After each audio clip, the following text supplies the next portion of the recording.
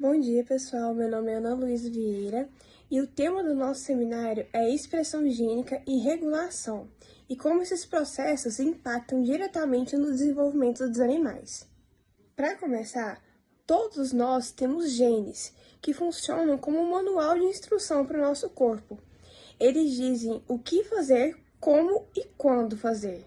A expressão gênica é o processo que define quais genes vão ser ativados, quando eles vão ser ativados e em qual quantidade eles serão ativados. De uma forma bem simplificada, é como se o nosso organismo tivesse interruptores que ligam e desligam genes conforme o momento. Durante o desenvolvimento de um animal, isso é essencial.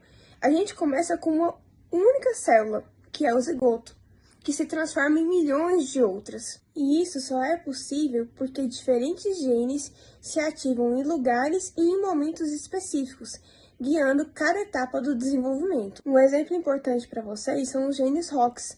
Eles é que são responsáveis por definir aonde vai ser a cabeça, o tronco, os membros. Mas se esses genes forem ativados no lugar errado ou no momento errado, podem resultar em malformações ou até na não sobrevivência do embrião. Mas além dos genes em si, existe um outro nível de controle muito importante, que é a epigenética. A epigenética envolve marcas químicas no DNA, mas é muito importante ressaltar que essas marcas não alteram a sequência dos genes, mas influenciam se eles vão ser ativados ou silenciados. Essas marcas químicas são muito importantes e essenciais para garantir que cada célula saiba o que fazer. Por exemplo, as células que constituem a pele têm genes diferentes das células que constituem o fígado. Existe um ponto importante a ser considerado. As marcas epigenéticas, elas podem ser alteradas de acordo com alguns fatores. O ambiente, a alimentação da mãe, o estresse e o contato com algumas substâncias químicas. São alguns fatores que podem alterar essas marcas epigenéticas e afetar o desenvolvimento do embrião. Então, o intuito desse trabalho é mostrar para vocês o quão importante é entender a epigenética e a expressão gênica mais a fundo, para que nós possamos também compreender melhor sobre o desenvolvimento animal, como eles se formam, o porquê de certas doenças e também conscientizar que esses dois fatores abrem caminhos na medicina regenerativa e em terapias genéticas.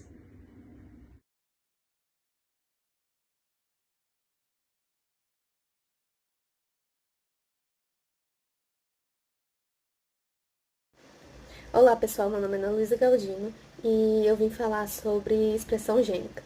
Primeiramente eu vou falar um pouco sobre os cromossomos. O cromossomo ele é formado por dois filamentos de DNA que são juntados por meio do centrômero. E eles são compactados, o filamento de DNA é compactado por meio das proteínas histonas, que aí formam o cromossomo.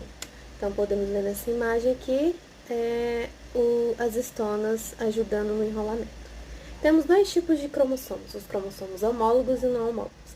Os homólogos, eles vão ter o mesmo tamanho, a mesma forma e vão estar codificando o mesmo gene, só que pode ter alelos diferentes. Por exemplo, esse aqui, ó, a cor dos olhos é castanho ou azul.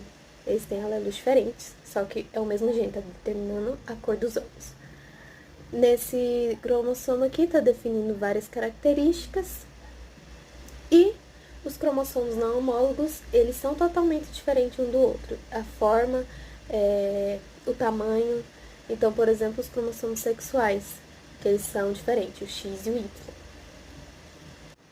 E antes de entender a expressão gênica em si, temos a entender que a replicação do DNA acontece quando uma célula vai se duplicando, vai se regenerando ali num tecido que está danificado. Então, ele precisa duplicar esse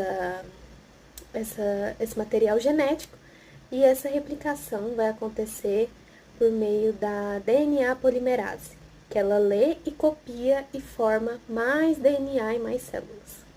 Então, nessa imagem aqui, vemos a DNA polimerase fazendo sua função de ler e duplicar.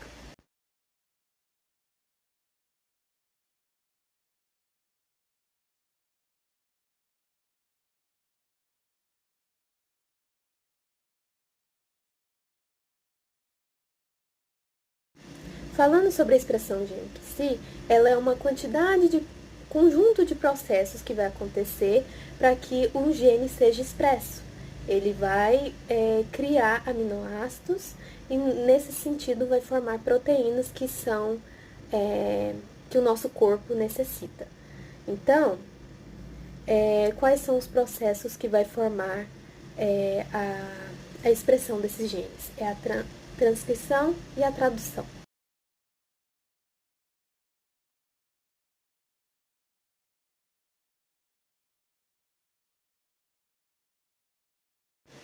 Para poder acontecer a transcrição do DNA, que forma a proteína do nosso cabelo, unha, pele, é preciso utilizar o RNA polimerase, que é uma enzima, porque termina com ase.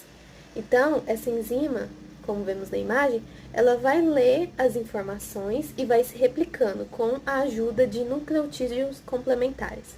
Quais são esses nucleotídeos? É o que tem no filamento de DNA, que é a adenina, timina, citosina e guanina. E elas vão auxiliar nessa transcrição. A RNA polimerase, ela precisa emparelhar os ribonucleicos utilizando mais bases nitrogenadas. Então, seguindo a regra, a uracila se emparelha com a adenina vai se emparelhar com a timina, a citosina com a guanina e a guanina com a citosina. Então, ali vão formar duplas entre elas para poder formar uma fita de RNA mensageiro. E a partir dessa transcrição, com a produção já do RNA mensageiro, precisa entrar num outro processo chamado de RNA splicing, onde ele vai tirar as partes que ele não precisa, chamada de introns, e a parte que sobrou vai formar o RNA mensageiro completo que ele precisa, que são chamados de exons. E aí acaba a parte da transcrição.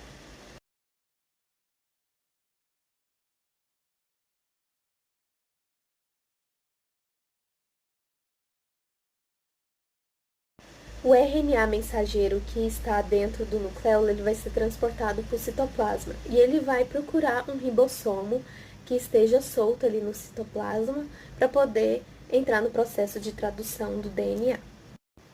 Então, nessa imagem, estamos vendo o RNA mensageiro sendo transportado para o citoplasma e achando o ribossomo.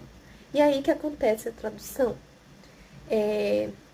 Ele vai dar início à leitura daquela fita de RNA mensageiro através das bases nitrogenadas, que vão formar trios daquelas letrinhas, que vão ser chamados de códons. E esses códons, eles vão vir com um aminoácido grudado neles. A cada trio vai ter um aminoácido. Então, elas vão se ligar, como nessa imagem estamos vendo aí, elas vão se ligando, esses códons, com o que tem a mesma letra que vai codificar ali.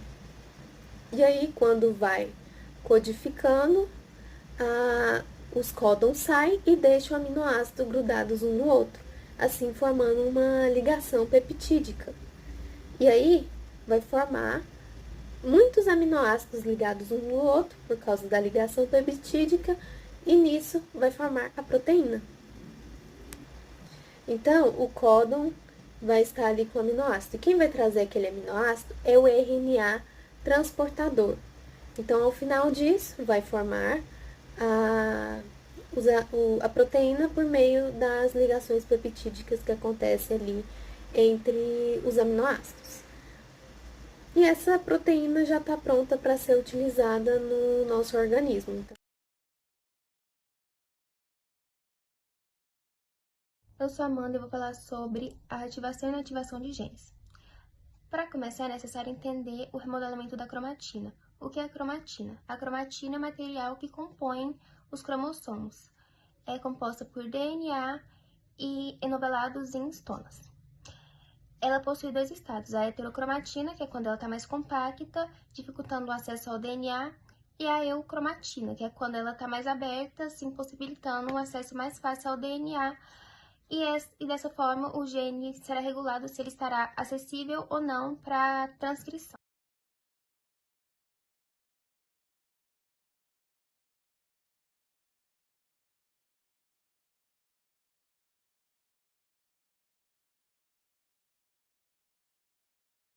Dessa forma, a gente pode entender os mecanismos que compõem a ativação e inativação dos genes, sendo o primeiro deles a metilação. O que é a metilação?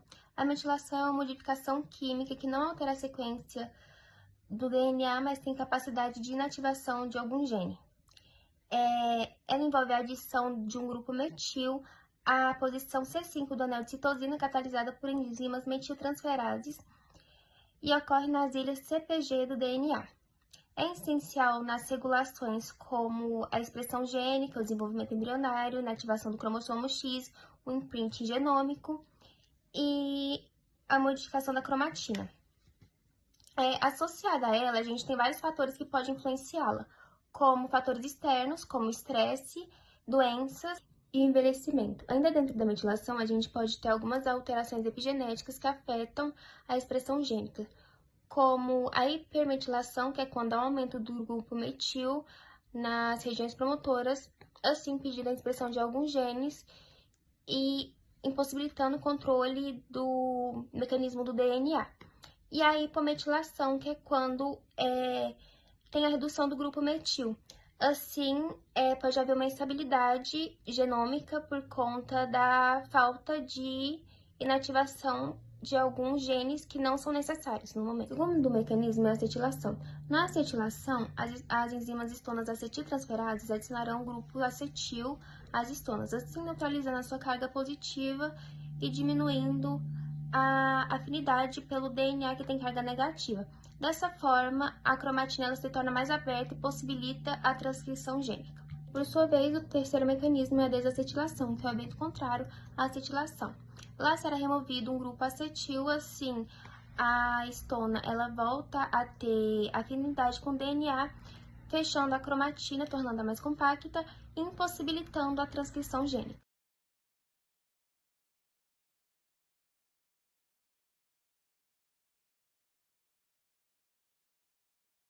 Um exemplo muito comum de inativação é a inativação do cromossomo X em fêmeas, onde os machos eles têm um cromossomo X, as fêmeas têm dois.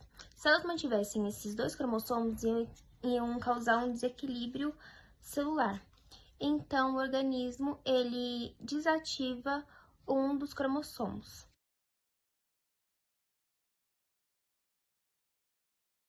Eu sou Ana Luísa Duarte e vou falar sobre a regulação gênica em diferentes tecidos. A regulação gênica é um processo fundamental para o desenvolvimento e a manutenção da identidade celular em seres multicelulares. Embora todas as células de um indivíduo possuem o mesmo genoma, a diversidade de funções celulares e teciduais ocorrem através da expressão diferencial dos genes, o que, em outras palavras, o que diferencia uma célula neural de uma célula hepática ou uma fibra muscular é o gene que está ativo em que momento e em que intensidade que eles trabalham.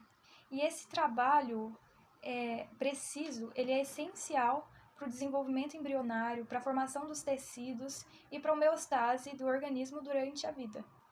A regulação da expressão gênica ocorre em múltiplos níveis, incluindo o controle transcricional, pós-transcricional, traducional e pós-traducional.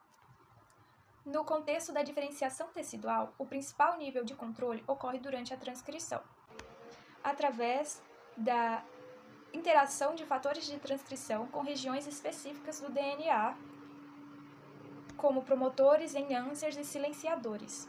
Esses elementos reguladores são muitas vezes específicos de cada tecido, sendo ativados apenas na presença de sinais moleculares particulares ou em estágios específicos do desenvolvimento.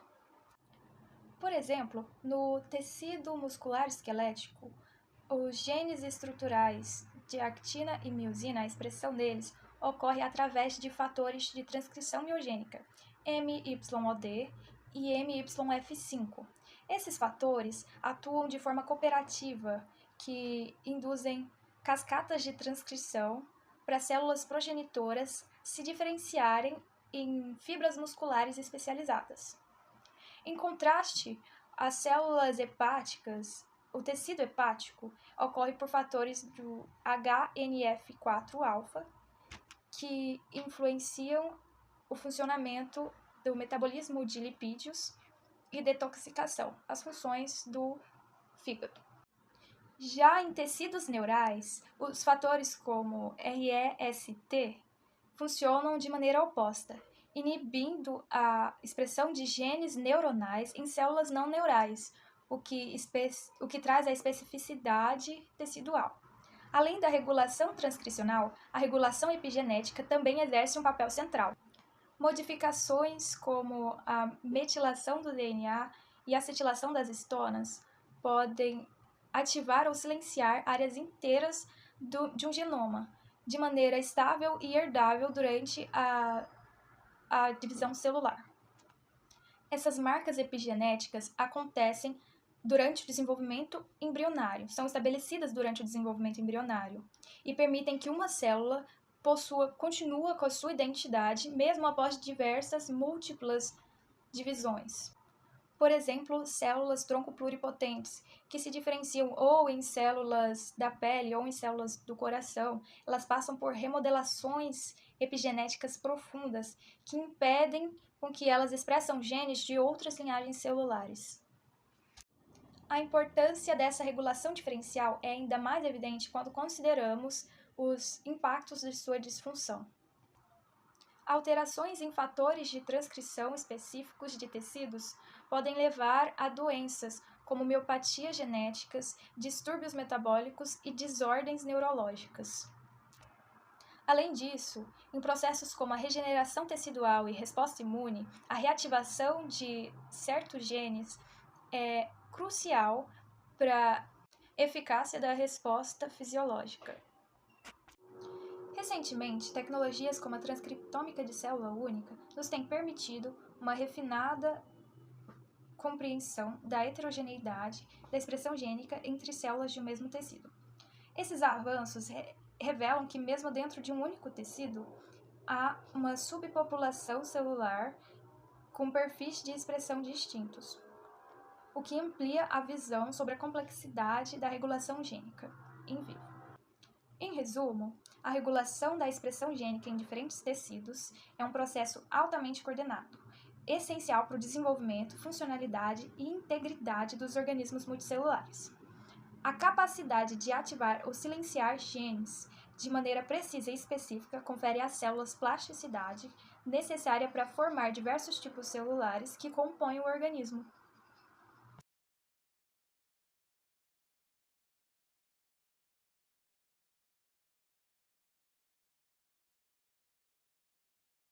Bom dia, eu sou Ana Carolina, vou falar então sobre a epigenética, como que acontece a modificação da expressão gênica e a metilação do DNA e histonas.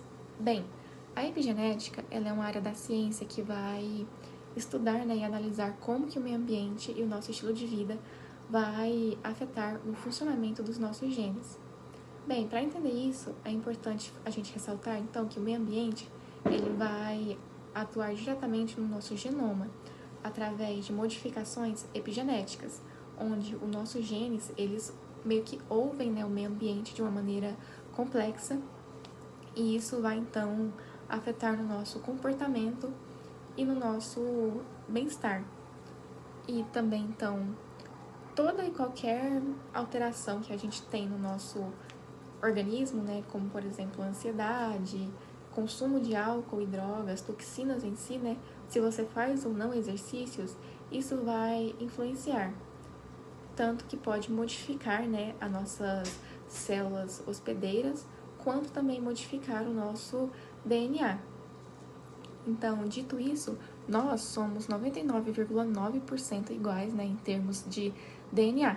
e o 0,1 que nos torna diferente, né, inclui marcadores biológicos que indicam predisposição a determinados fatores, tanto biológicos, né, quanto atributos físicos ou fisiológicos.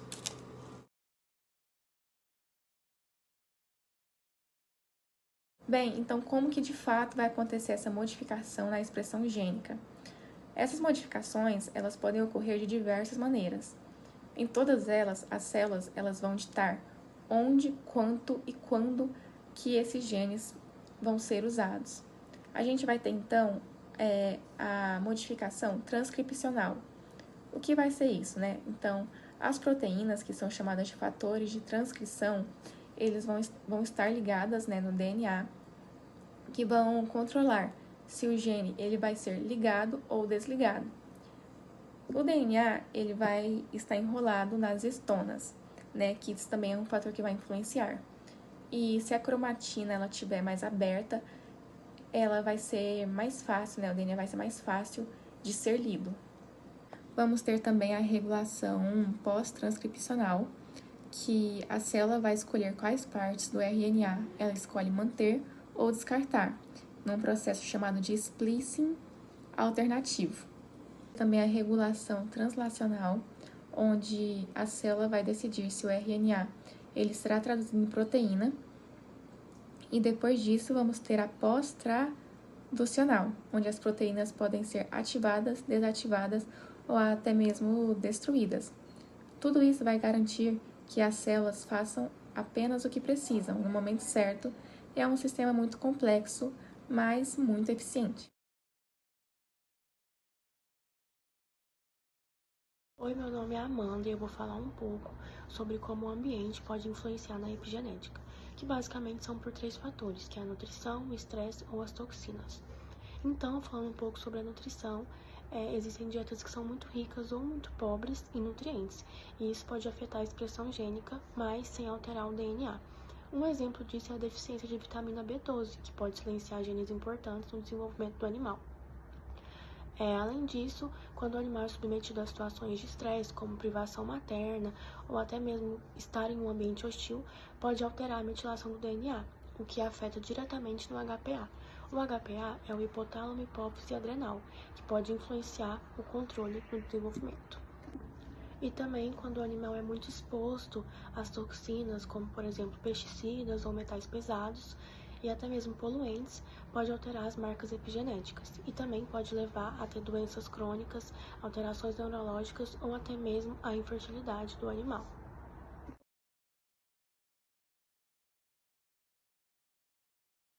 Agora eu vou falar um pouco sobre como isso pode influenciar na saúde, no crescimento e até mesmo no comportamento desses animais.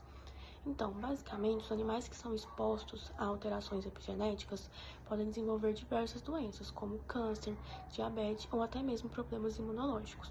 E, além disso, o crescimento deles também pode ter um atraso ou um desenvolvimento anormal, depende da nutrição e do ambiente pré-natal em que esse animal se encontra. As mudanças epigenéticas podem afetar a socialização, o nível de agressividade e as respostas ao medo desse animal. E os animais criados em ambiente estressante tendem a ser mais ansiosos ou agressivos.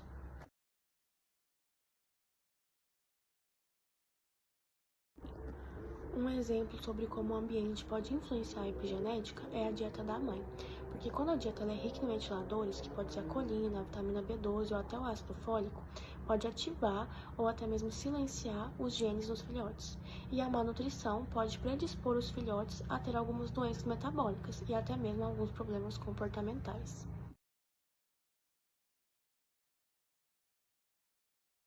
Bom dia, meu nome é Ana Júlia e agora que nós já entendemos, né, o que é a epigenética, eu vou mostrar como ela pode ser aplicada na prática dentro da produção animal. Bom, a epigenética ela não é só um conceito teórico, ela vem sendo usada para melhorar o desempenho dos animais, a qualidade dos produtos de origem animal, como por exemplo a carne, o leite e os ovos, e até mesmo o bem-estar. A seguir, eu vou apresentar 6 aplicações que já fazem parte da realidade de muitos sistemas produtivos. Uma das principais aplicações da epigenética vai ser melhorar o desempenho produtivo dos animais. Como que a gente vai fazer isso? A gente vai estudar quais são os genes que estão mais ativos em animais que crescem mais rápido ou que vão produzir mais leite e ovos. Os produtores assim vão conseguir selecionar melhor os reprodutores. Dessa forma, vai ser possível acelerar o ganho de desempenho das próximas gerações, usando informações que antes não era visível apenas pela genética tradicional. A adaptação ao ambiente também é influenciada pela epigenética. Mesmo os animais da mesma espécie podem responder de formas diferentes ao ambiente onde eles estão. As condições como o calor intenso, o tipo de pastagem ou a qualidade da cama vão ativar ou silenciar genes importantíssimos para o desempenho. Entendendo essas respostas epigenéticas, o produtor pode adaptar o ambiente para manter os genes positivos ativos e garantir melhor desempenho, mesmo em condições que vão ser desafiadoras tanto para o animal quanto para o produtor. A alimentação é um dos principais fatores epigenéticos. Uma dieta balanceada, principalmente durante a gestação do animal, pode ativar genes no feto que favorecem crescimento, saúde e até resistência a certas doenças. Então, isso significa que você investir em uma nutrição de precisão não vai beneficiar somente o animal adulto, mas também vai melhorar o desempenho das gerações futuras. Vai criar rebanhos que são mais produtivos e mais adaptados. A alimentação é um dos principais fatores epigenéticos. Uma dieta balanceada, principalmente durante a gestação do animal, pode ativar genes no feto que favorecem crescimento, saúde e até resistência a certas doenças.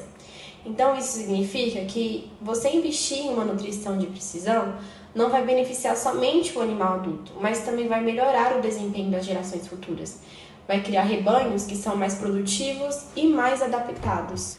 A epigenética ela também vai atuar no fortalecimento da imunidade, diminuindo a incidência de doenças. Certos genes de defesa podem ser ativados para tornar os animais mais resistentes. Isso tudo vai reduzir a necessidade de medicamentos. Além disso, a epigenética vai também influenciar nas características da carne e do leite, como, por exemplo, a maciez, o sabor, a composição nutricional. Isso tudo vai aumentar o valor comercial dos produtos e, consequentemente, melhorar a qualidade final entregue ao consumidor. Por último, um aspecto muito interessante, a herança epigenética. Algumas modificações provocadas pelo ambiente e pela nutrição podem ser transmitidas para os descendentes. Ou seja, se um animal foi criado em boas condições, o filhote dele pode herdar ativações genéticas favoráveis, mesmo sem mudanças no DNA. Isso mostra que o cuidado com o ambiente e a alimentação hoje vai impactar diretamente o sucesso das futuras gerações. É uma forma de melhorar o desempenho das próximas gerações sem nem precisar esperar anos de seleção genética tradicional.